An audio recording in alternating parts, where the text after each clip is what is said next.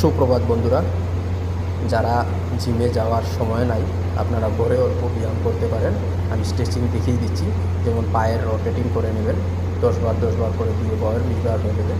তবে নি রোটেট করবেন, ঠিক আছে, left to right, right to left, ঠিক আছে।